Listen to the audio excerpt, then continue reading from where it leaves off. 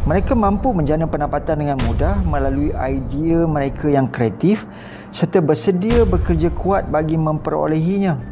Mereka bijak merancang serta mahu menggunakan kebolehan bagi menghasilkan pendapatan.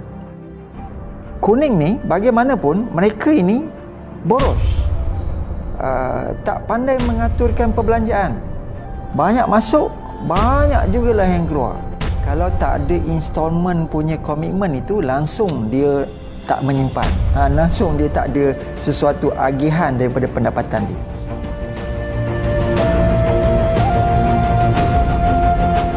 Itu lebih kurang Baik. Personality berwarna kuning, aspek kewangan dan kerjaya. Biasanya personality kuning tidak mempunyai terlalu banyak masalah dengan isu keuangan.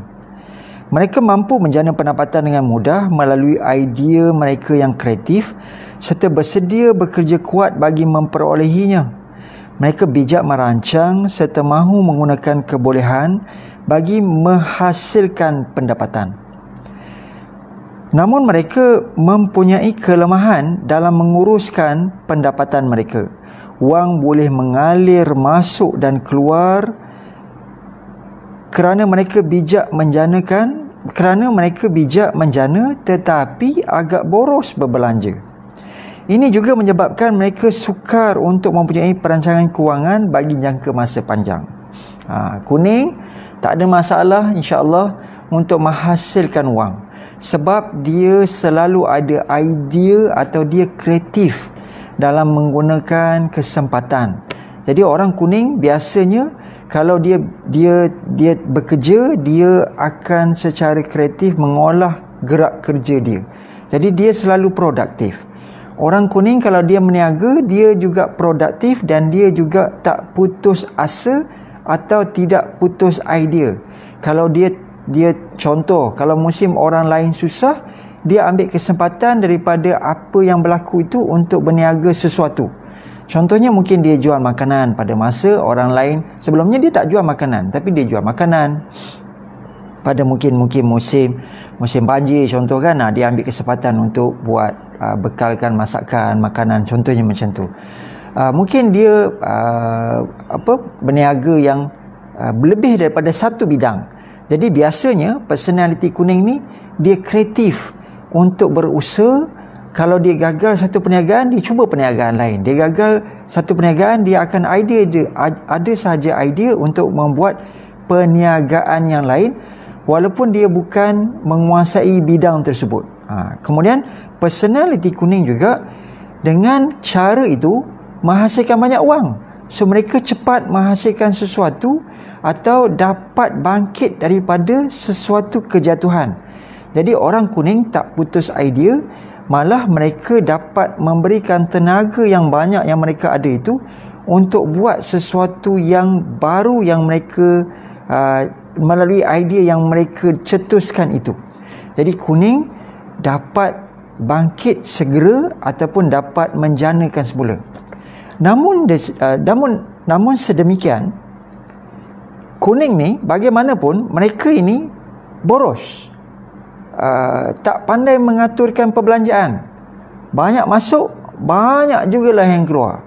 Jadi bila nak membeli sesuatu, kadang-kadang dia tak rancang. Dia tak rancang berapa stok yang sepatutnya disimpan. Dia tak rancang benda ni patut beli ke tak patut beli ke. Dia suka dia beli, dia suka dia beli. Dia suka sesuatu baju, dia suka sesuatu hobi, dia akan buat benda itu. Bila ada duit je dia buat, bila ada duitnya buat. Akhirnya untuk kesan jangka masa panjang, dia tak ada ataupun dia kurang menyimpan. Dia kurang ada simpanan ataupun projeksi jangka masa panjang. Lalu biasanya saya nasihatkan orang kuning ni dia kena beli aset.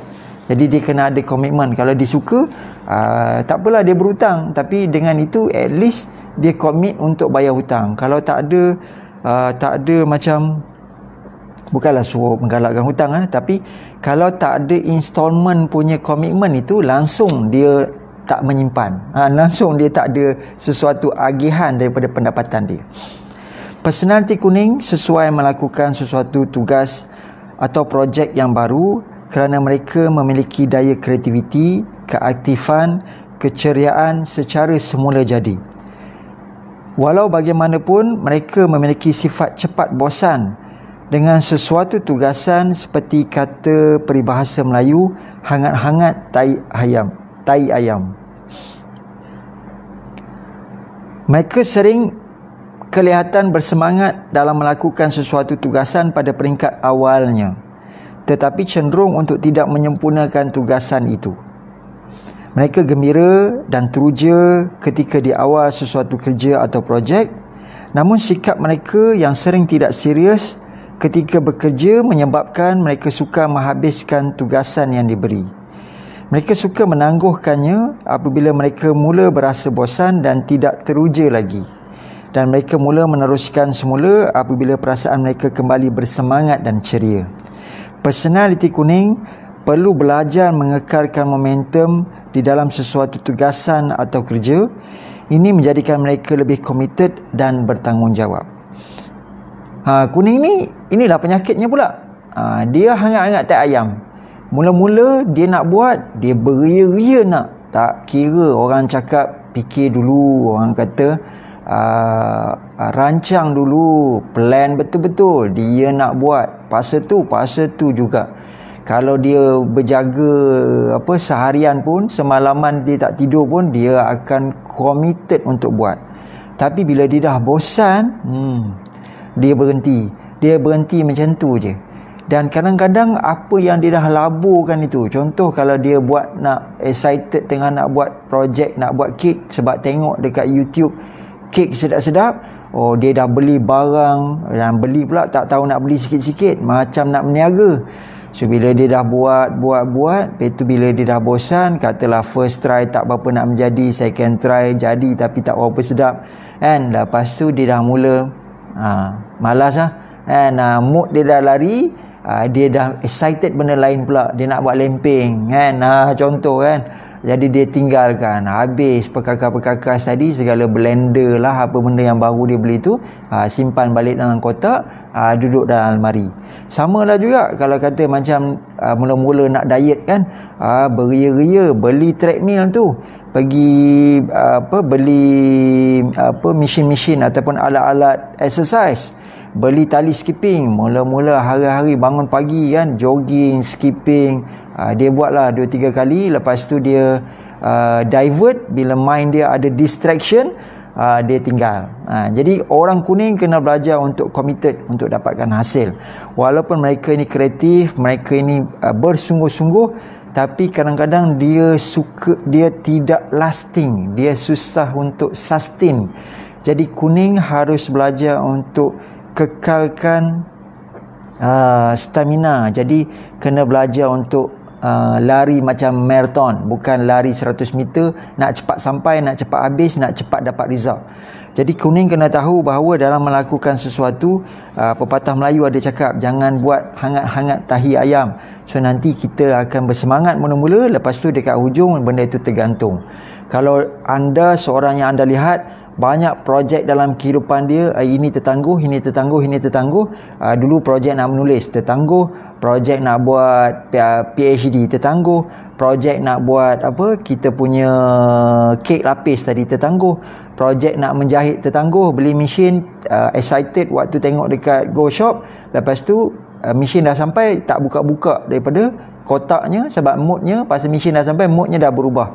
Jadi hati-hati, sebab kita tak nak anda lakukan ataupun buat sesuatu keputusan tu pada awalnya bersemangat. Memang dia ada keinginan dan kemahuan, tetapi keinginan dan kemahuan itu harus disadurkan perlahan-lahan supaya dia ada sifat istiqamah, dia ada sifat jangka masa yang panjang, kerana sesuatu itu kadang-kadang ambil sedikit masa untuk dapat keputusan ataupun hasilnya. Maka kalau terlalu nak fast result, nak cepat ataupun buat hangat-hangat tahi ayam, Jadi kita tak sempat melihat keputusan, jadi kita cepat menghukum bahawa oh ini tak sesuai untuk kita ataupun ini tak berjaya untuk kita dan kita move on. Betul kita bangkit daripada kegagalan, tapi kadang-kadang kita terlalu cepat membuat keputusan untuk tinggalkan. Mungkin kita belum gagal dekat situ, tapi masanya belum tepat untuk mendapat hasil yang optimum. Jadi kena belajar untuk istiqamah ataupun persisten, baru dapat lebih hasil. Personality kuning kreatif dalam menyelesaikan masalah secara mudah dan unik. Mereka kita baca sekali lagi ya. Personality kuning kreatif dalam mencari penyelesaian secara mudah dan unik untuk menyelesaikan sesuatu masalah. Mereka suka mencari penyelesaian yang berbeza dengan cara yang baru dan menarik. Mereka sesuai untuk dijadikan rakan sekerja kerana selain daripada kreatif, mereka juga mempunyai motivasi yang tinggi. Mereka memimpin dengan memberi kata-kata semangat kepada teman ataupun orang bawahan mereka serta mengamalkan kepimpinan melalui teladan. Mereka tidak hanya bercakap ataupun memberi arahan, tetapi mereka turut mengaplikasikannya melalui tindakan mereka. Pekerjaan yang sesuai dengan personality kuning adalah sebagai atlet, penghibur, chef, mekanik, ahli psikologi, pengamal perubatan, doktor kan, nurse kan, medical assistant, pemandu pelancong, pramugara-pramugari dan ahli perniagaan. Baik, personality kuning ni kreatif dan dia seorang yang memimpin orang lain ataupun dapat memberikan bekerja secara pasukan dengan cara yang melalui teladan. Dia tunjuk instead of dia hanya cakap. Kalau orang violet ni kadang-kadang dia arah je. Orang merah pun dia ada sikap, dia suka arah, tapi belum tentu dia nak turun sama-sama buat. Kalau orang kuning ni, dia ada energi lebih untuk dia turun sekali buat. Dan kuning ni ada karakter, kadang-kadang bila dia arah orang, dia tengok orang tu tak faham ataupun tak boleh buat macam mana yang dia nak, sebab benda tu pun kadang-kadang dia tak dapat nak sampaikan dalam bentuk exact words. Jadi lebih baik dia buat sendiri. Jadi orang kuning ni dia ada staff pun macam dia tak ada staff. Sebab staff pun disuruh buat, tapi dia pun turun buat. Jadi itu bagus daripada aspek positifnya, kepimpinan melalui tauladan ataupun teladan. Jadi dia tunjukkan, jadi orang lain pun teruja kerana bos pun turun padang buat sendiri. Tetapi kalau itu nak buat, ini nak buat, kerja production pun dia nak buat, kerja pengurusan pun dia nak buat, kerja accounts pun dia nak buat, dia stres. Sebab nanti dia tak cukup masa untuk agihkan semua perkara, kerana semua benda tu tadi dia nak kepuasan, dia nakkan kreativiti dia berada pada setiap sentuhan. Jadi semua dia nak kena libatkan masa, jadi masa tak pernah cukup untuk orang kuning. Dan orang kuning ni tadi, bila dia kreatif dan aktif, dia tak buat cara orang lain buat. Contohnya kalau orang lain mungkin gunakan kaedah gunakan kaedah manual untuk katalah masak lemang, kena cari buluh dulu. Dia mungkin selain pada buluh apa dia boleh ganti. Itu yang masak dalam tin Milo kan. Mana datang idea-idea ni kan. Kadang-kadang tak tahu selamat ke tidak, tapi sebab menggunakan kreativiti, so dia akan menghasilkan inovasi baru. So mungkin dia masak melalui pakai besi pipe ke, dia masak lemang pakai tin Milo ke. Jadi beginilah cara bagaimana personality ini menyalurkan kreativitinya. Jadi kalau dalam bentuk projek yang diusahakan bersama, mereka ni adalah teammate yang dapat turun padang bersama-sama, bukan hanya jadi think tank, tapi mereka rakan sekerja yang aktif mengambil bahagian. Lalu orang yang bekerjasama dengan personality kuning ni akan berasa beruntung kerana kita ada brain, kita ada orang yang kreatif dalam kita punya teammate, dan kita juga ada orang yang aktif mengambil bahagian tindakan melakukan hasil ataupun aktivitinya.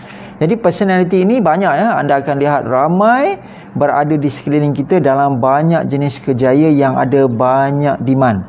Tetapi kebanyakan satu perkara yang unik tentang banyak kerjaya yang saya nak sebutkan ini adalah mereka ini tak ramai, maksudnya dalam kualiti yang niche yang tersendiri. Kita tengok banyak tapi tak ramai orang boleh jadi macam tu. Contoh doktor, contoh nurse. Nurse ramai, doktor ramai, tapi tak semua orang boleh jadi doktor, boleh jadi nurse.